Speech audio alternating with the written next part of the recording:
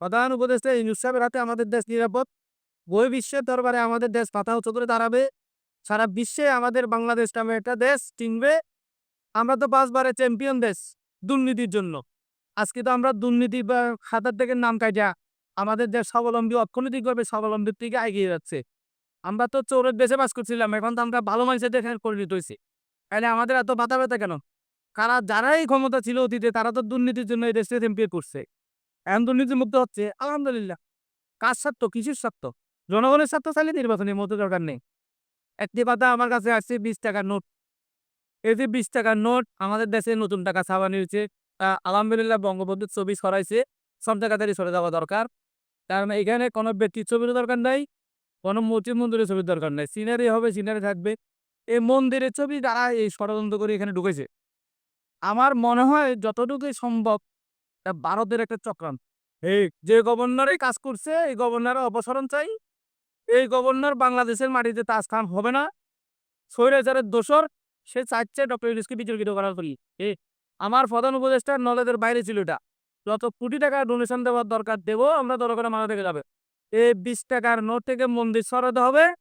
এই ৳২০ নোট আমাদের ৯০-৯৫% মুসলমানের দেশে সেন্টিমেন্টে আঘাত লাগে। আমরা মসজিদে ঢুকবো, নামাজ পড়বো, মন্দির নিয়ে আমরা ঢুকতে পারি না, পারবো না। এই ৳২০ নোট পড়ে আমাদের কি ওই যে পানব ব্যক্তির ছবিও দরকার নাই। হ্যাঁ? আমাদের কি আগে ছিল স্বার্থম্বদিত সিনারি বা আমাদের মসজিদ মন্দির কিছুই দরকার নেই। ইনারে দিয়া টাকা হবে যেভাবে হলে ভালো হয়। যেভাবে আপনার গভর্নর বোর্ডে সিদ্ধান্ত হয় সেভাবে হবে। তবে যে গভর্নরের কালো হাতের সিগনেচারে এই টাকা আত্মপ্রকাশ পাইছে তার অপসারণ দাবি জানাচ্ছি। এবং ওই ব্যক্তি ভারতের ভারতের দালাল। এবং আমাদের প্রধান উপদেষ্টা সম্মানহানি করার জন্য আমাদের এই যে বারবার ভেস খেলামে দেখি ওই আন্দোলন, সেই আন্দোলন, এই দাবি, সেই দাবি। এরা ১৬-১৭ বছর ছেলে কই? এরা দালাল, আওয়ামী লীগের দালাল। বিভিন্ন জায়গায় সরে দালালেরা কি করে? ষড়যন্ত্র পাওয়ার জন্য আমাদের দেশকে, আমাদের সরকারকে, আমাদের প্রশাসনকে বিভিন্ন কাজে বাধাগ্রস্ত করার জন্য উঠে বসে লাগছে। তাই আমাদের সোচ্চার থাকতে হবে, সচেতন থাকতে হবে। যে কোনো জায়গা থেকে আমরা প্রতিহত করব। প্রতিহত করার জন্য সবাই প্রস্তুত থাকবো। আমরা যদি সচেতন নাগরিক সচেতন হই, আগামী প্রজন্ম ভবিষ্যতে একটা উজ্জ্বল বাংলাদেশ পাবে। ছাত্র আমাদের ছেলেপেলেরা লেখাপড়া করে শান্তি পাবে। ভবিষ্যতে কর্মসংস্থান হবে, চাকরি হবে। হ্যাঁ? মন খুলে চলতে পারবে। সব জায়গায় হীরা বসে সব জায়গায়। আমরা ইনশাআল্লাহ প্রবাসী।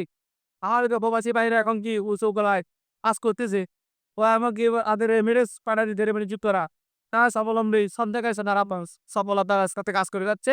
আমরা আগামী ভবিষ্যৎ উজ্জ্বল হবে এই আশা ব্যক্ত করে আমি আমার সংক্ষিপ্ত আলোচনা এখানে শেষ করলাম। ধন্যবাদ সবাইকে।